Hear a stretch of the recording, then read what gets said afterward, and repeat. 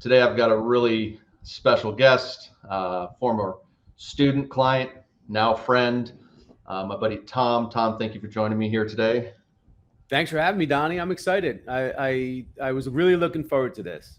Yeah, me too. So I'm going to give you a little overview on Tom. Tom was one of the very first students to go through my program, implement the relevant recruiter method.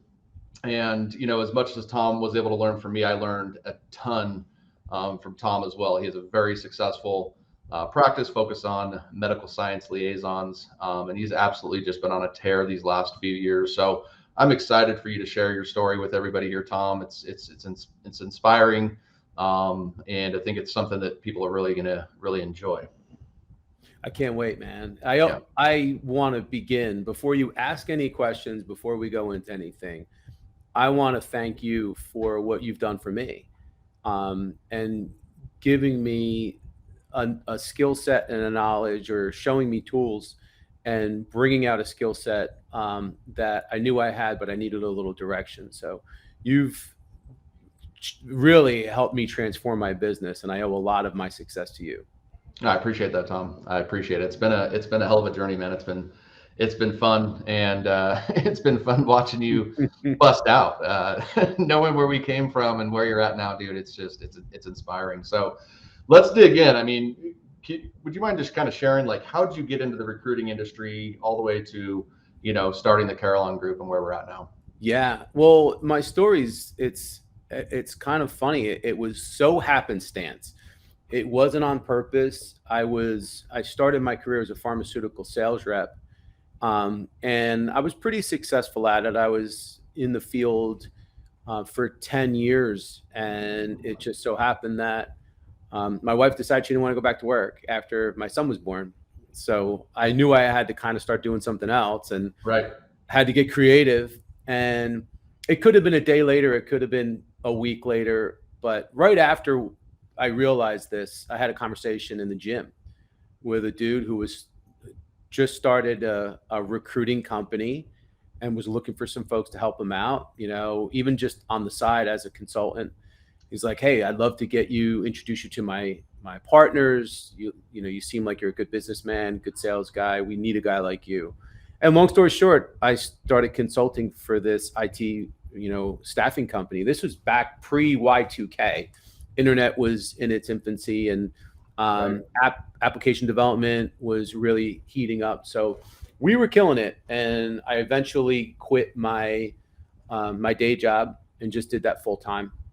And then 9/11 happened, and that was a huge change because, especially the type of technology and Wall Street financial systems we were working on, that all wound up taking a huge hit. So at that point, a couple things happened, but I made the decision to, go out on my own and start a firm geared towards the pharmaceutical industry. And I was actually approached by somebody at the time to do this with, and his last name was Dolan. So we combined our last names, and we came up with Carolan. So people ask me, why is the name of your company Carolan? Is your wife Carolyn? And it's got nothing to do with a woman's name. It's a combination of two last names. And that's how it happened. And I took a chance and gave it a go. And that was 20 years ago. That's awesome. I know there's a lot of people right now that are looking at taking a leap, right? Because there's so much opportunity in this industry right now. And, what advice would you give somebody that's, going to decide to go out and jump and start a recruiting business right now? Yeah. There's a couple of things I would say. First and foremost, don't overthink. Overthinking and being a perfectionist is going to probably stop you in your tracks. I think that there's no substitute for hard work. Be prepared to roll up your sleeves and get after it. But I think it's also important to know what it is that you're after. What's your purpose? Maybe develop a niche or try to focus on something somewhat specific. We're super niche in what we do. I'm not saying that you have to be, totally locked into just one function. But I think it Right. is important to have a purpose, serve a need in a community, and then just take massive action and get after it. Yep. Yep. Well, you bring up something that's funny because I know your journey, and that's the perfect thing, right? And what are your thoughts on some of the things that you found yourself trying to be perfect at and just going into progress, like as you started out early on? Well, I could tell you one of the biggest mistakes I made, and one of the things I was, and I'm a recovering um, control freak, for lack of a better word. Control freak, I love it. Yeah, I still find myself, I'm a doer, Right. and I know you are too, and I know a lot of people that are drivers.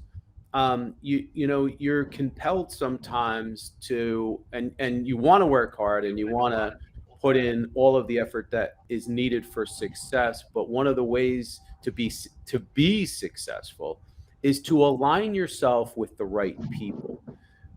I Right. I think that whether you start off as a one man show, or you have 10 people or 100 people, you really have to align yourself with the right people. And one of the other pieces of advice I have is, number one, don't be a control freak. Number two, hire people early and often. There's a lot of people out there. You can start, if you're wanting to start a business and grow a business, and maybe you don't have the capital to hire anybody. Well, find an intern. See if you can get a student that's willing. They're going to need to put experience on their resume. So Right. maybe you can hire somebody that's on the younger side, and work out some kind of deal with that person. Outsource. Go on to like Fiverr, or one of these sites where you can outsource projects and get people to help you, because time is your greatest. It's our greatest commodity, and time is currency. And there's only so many hours in the day that we have to dedicate. So if you can get other people involved at early on, it's going to really make a difference. Yeah, that's great advice. And I'm gonna go ahead and shamelessly plug right now because I've got an outsourcing workshop that I'm doing next week because I see so much opportunity, right? And I think there's a place in the business where it's easy to say kind of like, hey, hire somebody, but then you're like, you may not be ready to, or financially or mentally, whatever, to actually employ somebody. And I think outsourcing is a great opportunity to kind of bridge that gap, start getting off some of maybe the sourcing activities or just your admin activities off your plate, to make yourself more efficient. Because yeah, I mean, nail on the head. I mean, time is our greatest greatest asset, No it's the biggest doubt. commodity out there. Yeah. So you brought up something really interesting, or not interesting, but really something that aligns with me. And I know, knowing you, and you brought up, finding your why. What's your why, Tom? Well, I'll tell you, I have a lot of whys nowadays, but I've always been the type of person that I always wanted to be a provider. I always wanted to be a good dad, a good husband. I wanted to be the man in the house. I'm old school, Right. totally old school. Yep. So first and foremost, my why is, not just being a provider. It's not just about money for me. Right. It's about being a good role model and making a good life for my family and a good life for myself. But now it's past that. I'm making a good life for my team. I have 10 people that work for me, and I want to be on the field with them every day. Right. And if I have to be out in front, blocking or tackling or whatever, if I'm taking the garbage out one day because it needs to be taken out, that's what I'm doing to provide for my team in the same way that I provide for my family. So I think that there's this intrinsic motivation for me as a chronic overachiever. I just want to be the best at everything I do. I play to Right. win. I don't play not to lose. So Right. every day when I wake up, I'm excited to get on the field. Right. Right. Is that a mindset that you try to instill into your team as well? We had the conversation this morning, and every day, we have staff meetings at 9 a.m. Right. And so because with COVID, and we have an office, but I have people that work across the country. I have some people that only come in certain days a week. So we do a Teams meeting every morning at 9 a.m. It's kind of a morning huddle. And it's really like a 20 to 30 minute get together. And we do it, what's called the 2 minute Tommy. Right. And I Two-minute do Tommy, it. I love it. Well, I do a tip every morning. But I usually wind up doing more than one. So it's Right. become two. So it's two tips. So I'm two tip Tommy. And, um, and it's almost always motivational, but it certainly has a lot to do with peak performance, mindset, attitude, and what do we need to do as a team to get better, or what do we need to do individually to help the team? What do we need to do individually to help ourselves? What are some of the things that we may have noticed as best practices in what we're doing? And I Right. give everybody else the ability. Yesterday, my recruiter Sarah, um, she did the two tip Tommy. She had a really good idea, and she read this book and she wanted to share it. So I'm like, you're two tip Tommy today. So this is something that I believe that there should be constant motivation, and I think that if it's shared, it has a really great effect. Right. Right. What do you think? Like, what's been one of the things that you've kind of gone from being the guy doing all of the doing to now, like you said, the roles kind of shifted, your why shifted. But like, what is the biggest challenge with leadership? Right. What are you finding that as you're leading a team? Like, what are some of the obstacles that you've overcome? Yeah. Well, as in leadership, there's always management and personnel issues that you deal with. So one of the biggest things is trying to keep everybody motivated and keep everybody accountable. I think it's really important that we have goals and you establish goals for your team, especially in the recruiting business. If it's not tracked and it's not measured, then and there's no goals, well, then there's really no system in place for achievement and for success. So I think that one of the most important things is to establish clear goals for your team, keep everybody as accountable as possible without crushing people. I think there's got to be a delicate balance of making sure that you're supporting your team while you're nurturing good habits and good behaviors. So I think that's a real big piece of it. Again, I mean, I still struggle with just trusting and letting people do their job. Right.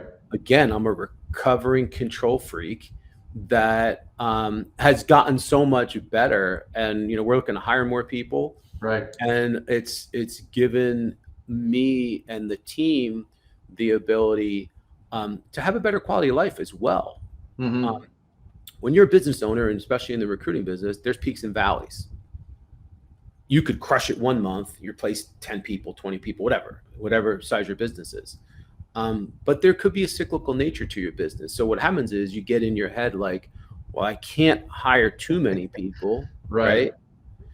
So that's one of the most difficult, delicate balances. And I think that you have to try to find that sweet spot of how much staff to keep, um, to handle the workload, to maintain your ability to perform, keep your customers happy, and to grow. And it's Right. not easy. Right. Right. Well, that's the growing pains part of the whole thing, right? And I'm sure talent comes, talent goes. You gotta, it's always in you being a high achiever. It's just constant process of improvement. For sure. Yep. For sure. New area that you're trying to improve in. I love it. Got a question actually from Dane. Dane's in the program right now, and he's asking, what would you recommend hiring, a sourcer or recruiter first? Oh, that's a good question. Well, I think depending on your business and your workload, I'd probably try to hire a recruiter first. If That's a tough question because I kind of almost need more information in order to answer it Right. accurately.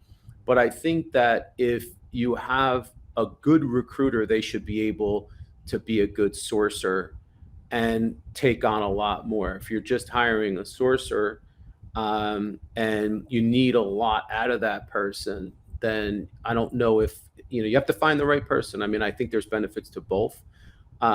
So it really depends on the scenario, but I know that I've always tried to bring in recruiters to come in and hopefully train them to be as independent and self-sufficient as possible so that they can take on as much as possible. Now, if you're saying some people, so my model's a little bit unique in the sense that we have a rainmaker model, meaning I do all the business development and I bring in all of the recs and projects. And then I have a team of recruiters. I call them recruiters. Some companies call them researchers or sourcers. But I have a team of recruiters that all they do all day long is find candidates, and they feed my desk candidates. Some people use the word recruiter to mean a full desk, Right. full life cycle, both sides of the business.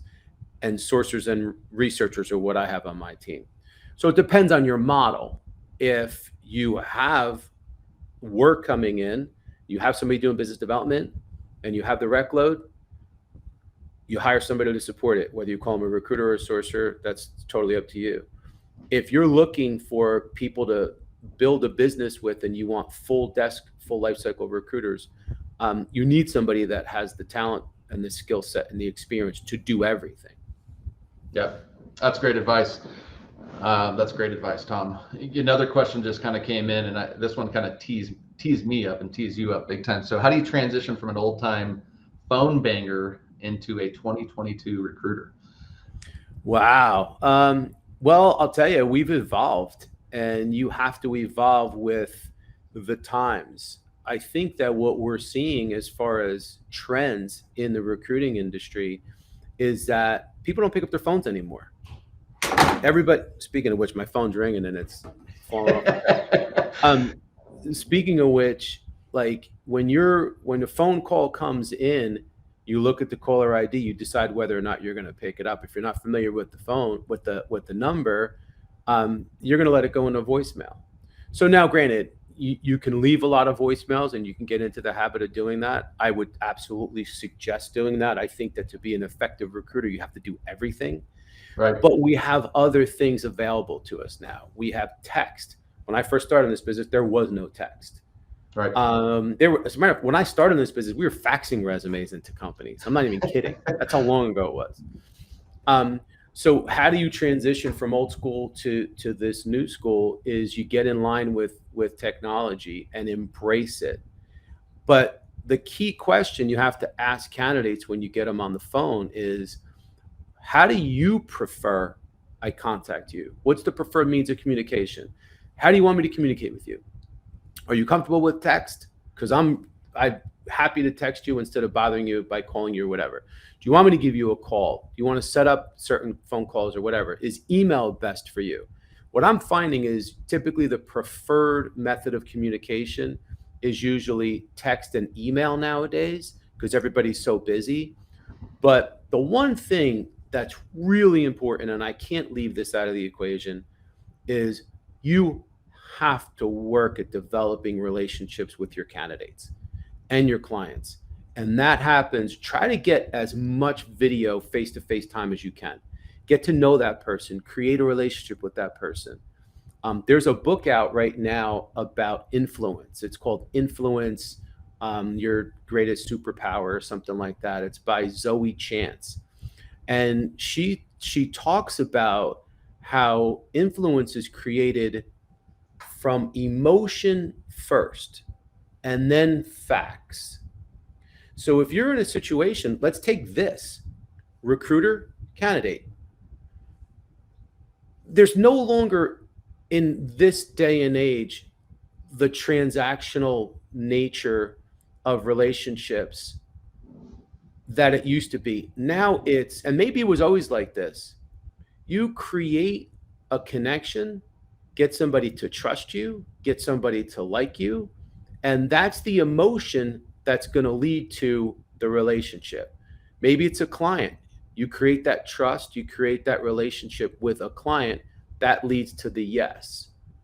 If it's totally transactional, and if you're just spewing facts at somebody without making that connection, without having any real emotion involved or triggering any emotion, it just becomes transactional. It just becomes, here's the facts, yes or no.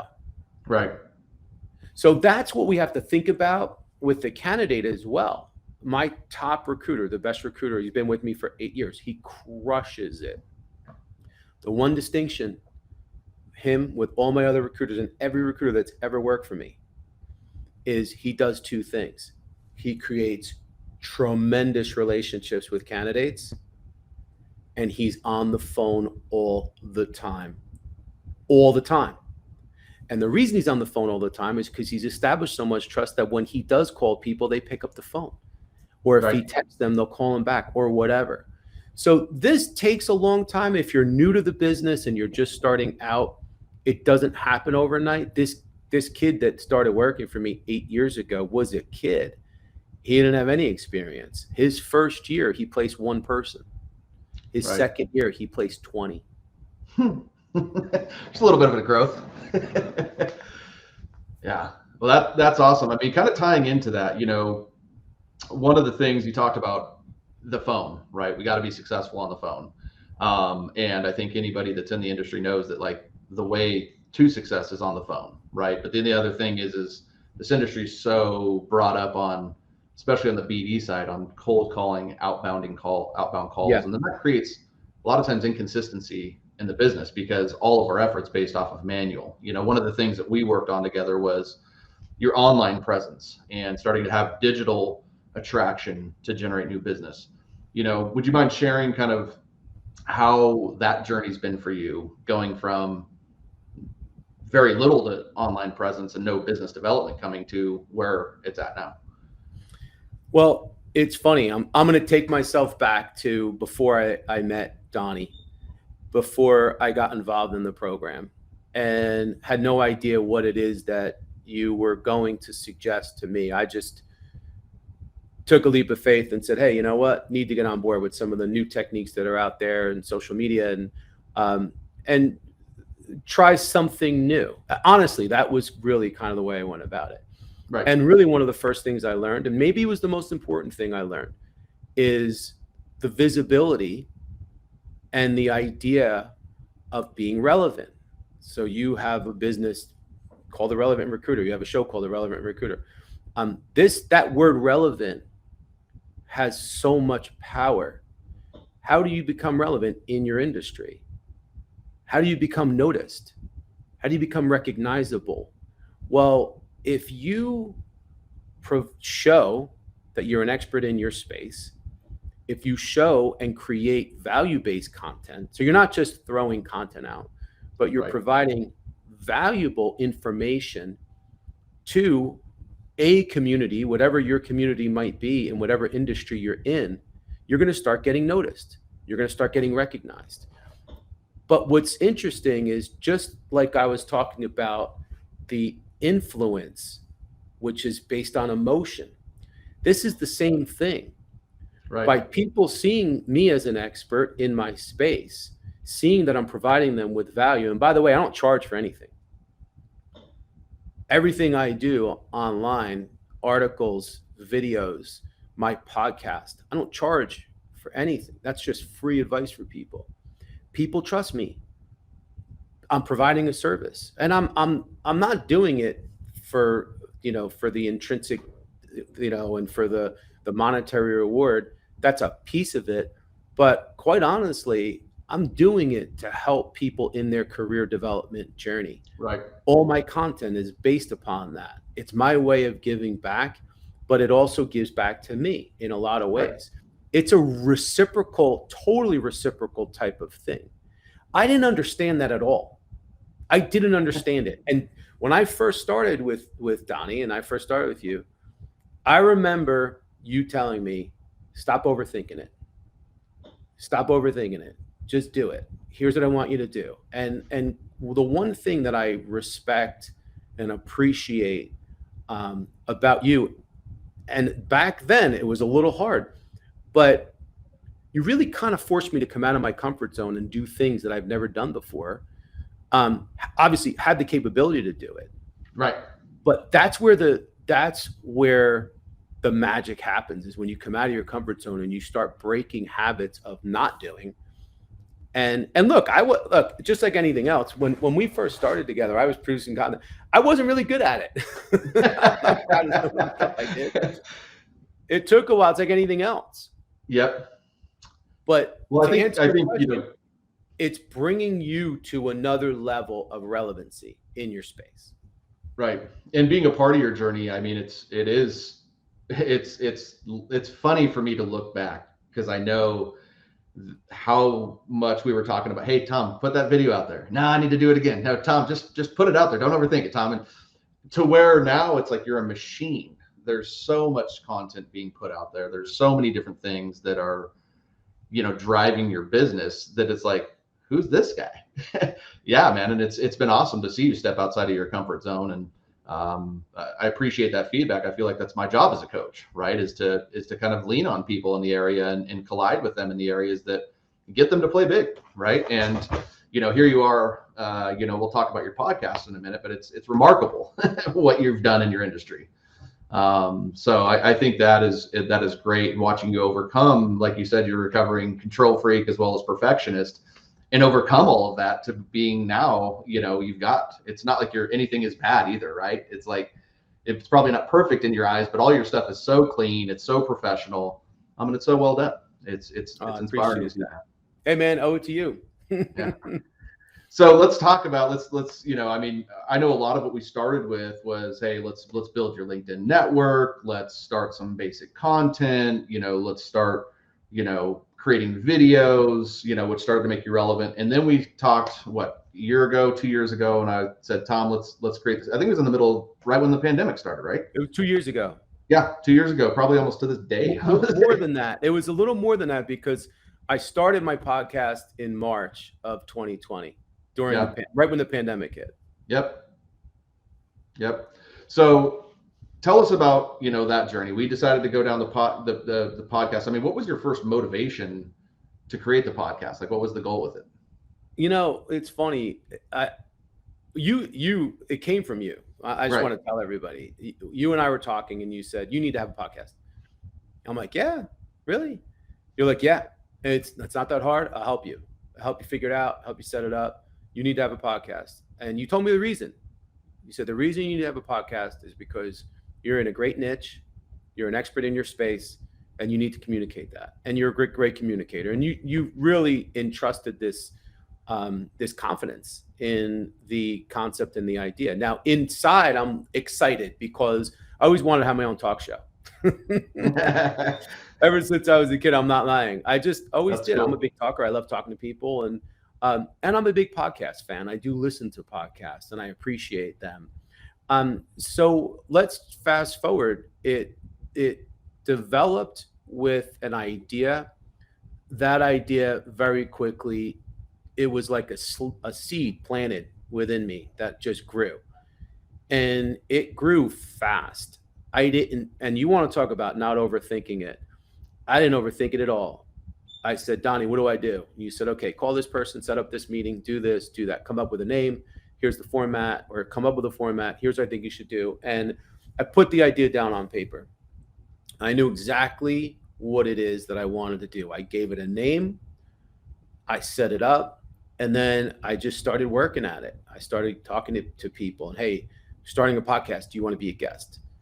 What do you want to talk about? Okay, great. And I just lined up people. I did my first 4 episodes, picked a date to launch it, and the rest is history.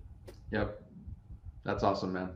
It's been really cool to see. So if you don't mind sharing, I mean, you're just a small little recruiter out in New Jersey, you know, in the medical science liaisons, which I'd never even heard of until I started working with you. How many downloads is your podcast getting? So to date, I have 125,000 downloads and listeners in over 60 countries. As a matter of fact, today I got my stats and I'm ranked number 6 in Italy right now in the careers category. And I've been in the podcast has been in the top 10 in the US in careers. So it's one thing to consistently rank. the podcast is ranked in the top 2% globally in the careers category. It's tough to break into the rankings to get, in the top 25, let's just say, in the US. But we've gotten up to like number 7 in the US. We're always in the top 100. So it's just been tremendous. I'm floored by the response. No, it's insane. It really is. It's really cool. Talk about the impact. I know that we create the podcast, we get the guests, but like, how has that impacted your business? Not just the downloads and things like that, but how has that impacted your brand, your business development, your relationships? And you talked about it. And I think this is one of the things that people, I don't want to say overthink, but maybe don't understand, but like, you actually are building a relationship with your candidates. Just like you're saying, it's the biggest thing. Like when you're hosting a podcast, you're building a relationship with these people before they ever even talk to you. Yeah. But I mean, how powerful has that been for the brand image, the BD, the candidate, inflow? I mean, all of it. Yeah, it's just tremendous in so many ways. And I'll just give you some examples of the impact. But believe it or not, I still get in the trenches. I still recruit candidates from time to time. And I typically recruit candidates based upon relationships that I have with people, based upon need. But 90% of what I'm trying to do is just on the business development side, marketing side, and really bringing in, new clients. Right. In that respect, the exposure has been tremendous as far as the way the phone rings, the amount of solicitations, but requests that I get to work with new companies. So I know you had said to me before we did this podcast, hey, what do you think about the topic having something to do with not having to cold call anymore? I'm like, yeah, because it's true. I don't really do a lot of cold calls. Everything I do is warm now. Even if I'm soliciting business, most of what I'm doing is I'm just going to people that I know and have relationships with, Right. in any way, shape, or form. So that's one piece of it. The other piece of it is one of my recruiters had sent me a candidate. They said, hey, listen, I know you're working on this job. You have a good relationship with the hiring manager. This person's a great fit. They're not getting back to me. Why don't you try them out, give them a call and see if they respond, send them an email. Sent this guy a message on LinkedIn. He gets right back to me. Would love to talk to you, Tom. Now, we've been trying to recruit this guy Right. for like 2 weeks. So I get the guy on the phone and I'm like, hey, thanks for picking up, have this job I want to talk to you about. And then we're chatting and finally I said, just out of curiosity, I said, we've been trying to get in touch with you for a while. And he said, to be honest with you, Tom, he's like, I'm really not on the market. He goes, but when you reached out, I was like, holy shit, Tom Caravela's reaching out to me. He goes, I'm a big fan of your podcast. He goes, I just wanted to talk to you. Here's the crazy thing. The guy just had a final interview. He's probably going to get an offer this week. So, and I'm not making this up. Like these are real results. Right. I went to a conference recently, and I know you're going to bring this up, so I'll just cut to the chase. Yeah, cut to the chase, man. Let's do it. I went to a conference recently, and people just were coming up to me left and right because they're fans of the podcast. They were excited to get a chance to meet the person that they heard their voice, hear their voice all the time, or maybe see on YouTube. And I would do the same thing if I ran into Joe Rogan or Right. Andy Frisella. Like I would do the same thing. I'd be a little starstruck and be like, hey man, I feel like I know you. And that's what people were saying. Like, I feel like I know you. Yeah. No, it's been cool, man. It's been fun to see how that's like impacted your business and hearing all your stories. And I saw that post. I'm going through LinkedIn and I see this girl tag Tom. It's so great to meet Tom Caravela. I'm like, oh, he's a celebrity now in his space. But just to kind of close this out, Tom, I mean, and I think it's just kind of more of a message for the people that are listening is like, did you ever foresee how a podcast was then going to generate as much revenue and notoriety for your business that it has in the recruiting space? No, I looked at it as a side project. I looked at it as something that I would enjoy doing. I mean, my kids are grown. I don't play golf. I don't really have any hobbies. I just work my ass off. I mean, I'm really like I tell people I'm not good at golf, but I'm good at happy hour. That's it. Like you want to hang out with me? Yeah, I'll get drink you on a scramble team and you'll contribute. That's it, man. That's me. But I work really hard, and this was something that I knew was going to supplement my business in some way, and I knew it was something that I was going to enjoy because I really do love listening to podcasts, and like I said, I always wanted to have some type of avenue like this. So when it came about, it seemed right to me, but I never really thought of what the ramifications were going to be or what the end game is going to be. But I can tell you right now, I just feel like I'm scratching the surface with this thing. I really do. Right. It's almost like it's evolving into something that more than you ever even thought it could be, right? I have to hire people to help me do it. Yep. Now, when we first started doing this, because I know the overwhelm of like podcasts, like technology and how do I do this, that, and the other, we outsourced that. Yeah. Right. And that made everything easier for you. That kind of gave you the clarity of like, oh, okay, cool. I just need to show up, get the guests, record, and then the process is kind of done. Right. And I still do. I still outsource it. My producer does everything for me. Yep. To an extent, but I also I have an assistant that does all my social media and, marketing coordination. She's really good with content creation and video production. So she's been really instrumental in my ability to produce really good, high quality, value-based content. And I just give her my ideas. I tell her what it is that I want to do. And then she helps me implement it and create it, because it's really time consuming to do all this. So that's been a pivotal piece. And that's the next, kind of like the evolution of what I'm trying to do. And it's funny, you said to me, you're like, companies aren't just marketing these days. They're creating media departments, so to speak.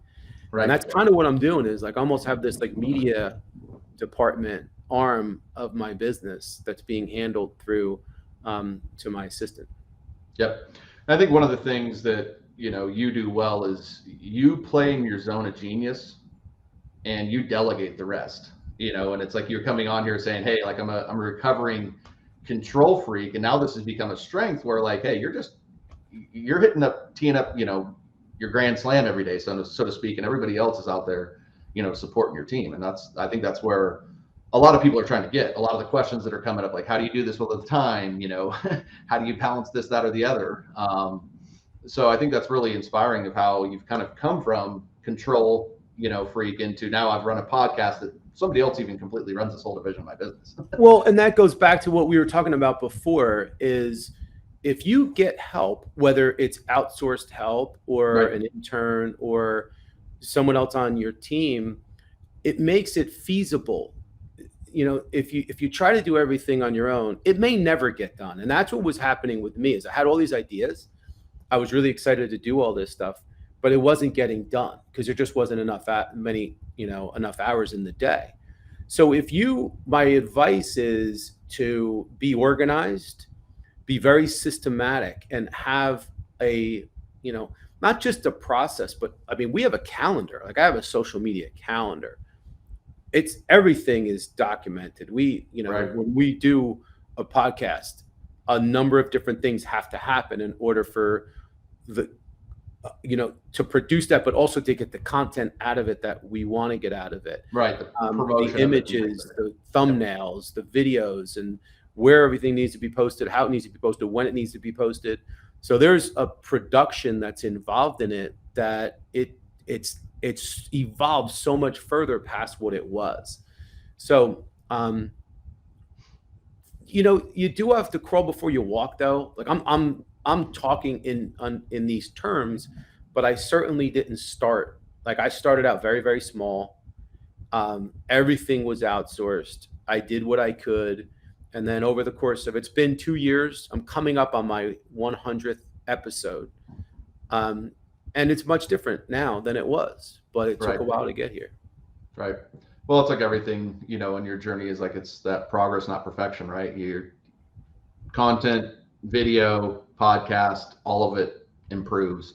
Yeah. And I think that was a challenge with you. And I think it's a challenge with a lot of people is we want to put out the best product right away, but the only way we can put out the best product is by putting out some of our shit, for lack of a better word, and we got to grind it out. That was it. The only way we can get better. Yeah, man. And that's, I guess that I'll kind of leave it or add one last little piece of advice is I think what's made the biggest difference is that I really focus on value.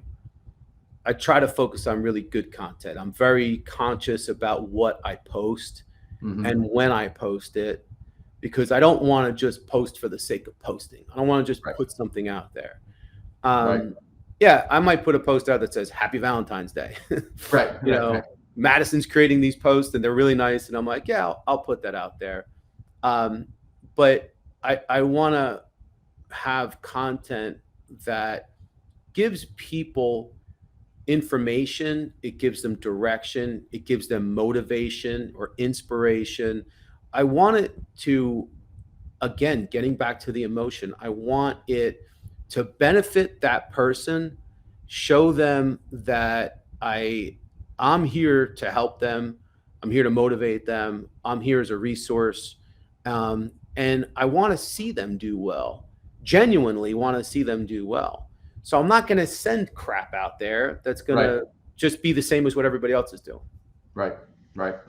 Yeah, your thoughtfulness around that is definitely making an impact. And, the advice you're giving here is just spot on. So thank you for sharing with the audience. One of the things I wanted to kind of close out with here is freedom. I know we talked about it earlier, like your family is, your number one priority. It's fun over the years as we become friends, watching your son go through wrestling in college and your daughter doing gymnastics and you're running this, ultra successful business and you're also at all of their events. How are you able to do that? We're over here talking about podcast and content and, what do you think is the big leverage piece for you to help you not only have the successful, thriving business, but also have more freedom in your life? Not to mention, I know you and your wife have got some vacation homes that you're either have bought or buying, and you're living kind of a dream. Yeah. First of all, I'm really grateful. I thank God every day that I've been able to accomplish what I have, and I don't forget that. I don't forget. I mean, I come from very humble beginnings. My dad was a mechanic. Nobody ever went to college, in our families. But I could tell you that to answer your question, I really prioritize.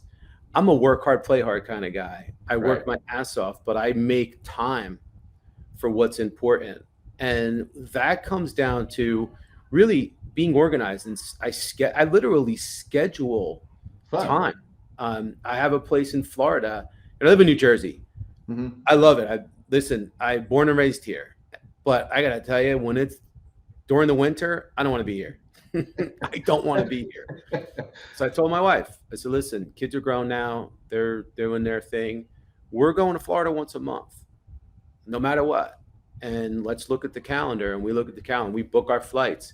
And then that way we know we're going. And I work from there. I mean, I'm all set up there, so I can do, but it also gives me the ability to unwind and spend some time. I have friends that live out there.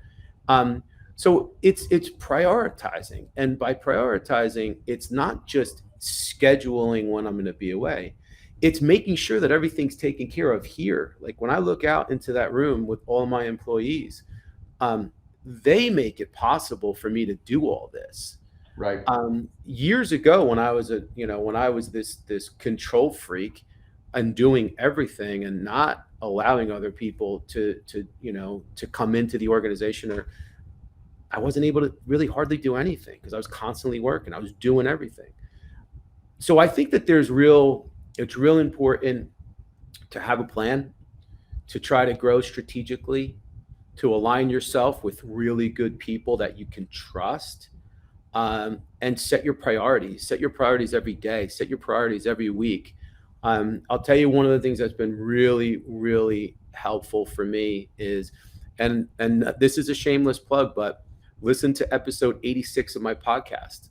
Go to Spotify or Apple, type in MSL Talk in the podcast, and go to episode 86 on intention, how to achieve your goals. It's 25 minutes, and it talks about how to be intentional and how to be deliberate, how to prioritize. It's 25 minutes long, but I can tell you, I have a daily practice of setting an intention strategy, a daily intention strategy every day. It's changed my life. It's made me incredibly successful.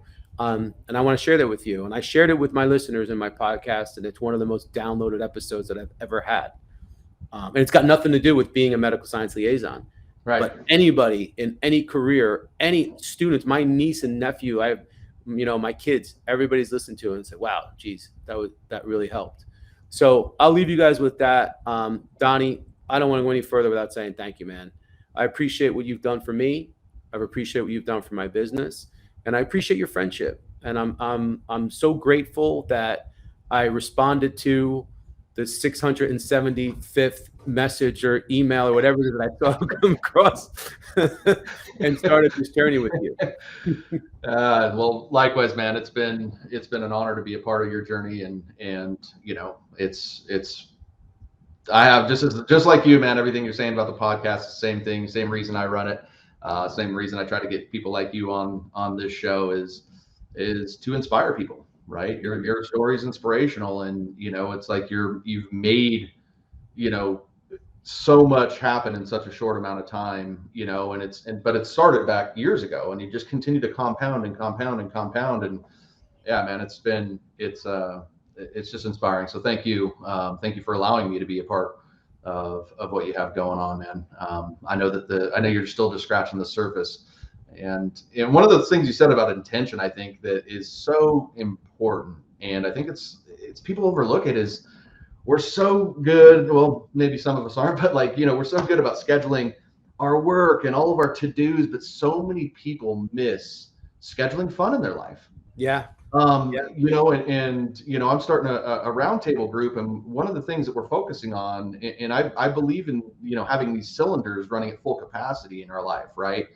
So where our energy is running at a high level. And if our energy is not running at a high level, it's hard for us to reach the goals that we want. And a lot of times when I'm helping people, one of the things I find is their fun category is usually their biggest leak. It's like, hey, they're great at home. They're great at being a husband or a wife and being a parent, and they're committed to their business, but there is no fun in their life. And I know that for myself years ago. I fortunately learned this at a younger age. But I started scheduling it. I just went to a basketball game last night. My alma mater was playing here in Boise. I'm always scheduling concerts, going to football games. I'm doing things proactively to fill my cup. And I think your point about being intentional about that is just something that's so overlooked. So thank you for sharing that nugget there, man. Yeah, man. Work hard, play hard. Yep. Got to do it. Got to have balance. You got to have balance. So absolutely. Yeah, man. So Tom, I know you just kind of mentioned it, but where can people connect with you? You mentioned the MSL Talk, but where can people that want to follow your show, follow you, what's the best place to do that? Reach out to me on LinkedIn. That's always the best place. I respond to everyone. Anyone that reaches out to me, I'm first of all happy to connect with you. I will definitely respond. Sometimes it takes me a little while. I try to do that during weekends or at night, but I will tell you if there's questions or anything I can help you with, I will get back to you. And I believe in giving back and paying forward. I do, because there have been a lot of people along it's been 30 years. I've been in the workforce, and in my professional career, there's a lot of people that helped me to get to the next step. And so I've always remembered that. I always try to remain humble. So, reach out to me, connect with me, and I'm happy to help in any way I can. Awesome. Well, thank you again, Tom, for sharing your story, sharing your journey, your challenges, your frustrations, and our little bit about what we've been working on, and just being here, man. This is inspirational. I knew it would be, and thank you for your time joining me on my show. Hey, I love it, man. I love being on the other end of the seat, answering the questions. And I'll come back anytime. Anytime. Absolutely. I'm going to have you back, and you're gonna host the show here. Let's soon, do like it. we talked about. So Let's do it. in I'll a couple interview of you. weeks, Tom will be back interviewing me on my own show. So I would love it. I stay would love tuned that. for that. But Tom, thank you so much again for your time. Thank you for being here. Everybody else, we will be off next week. I will be running my workshop, outsourcing workshop next week at the same time. So we will have no live. If you want to join the workshop, reach out to me. I can get you the details on that. But we will be back in a couple of weeks. Like I said, Tom will be back, and I've got a couple other fun guests lined up. So thank you, everybody, for hanging with us here today. Thanks, guys, and good luck to you all.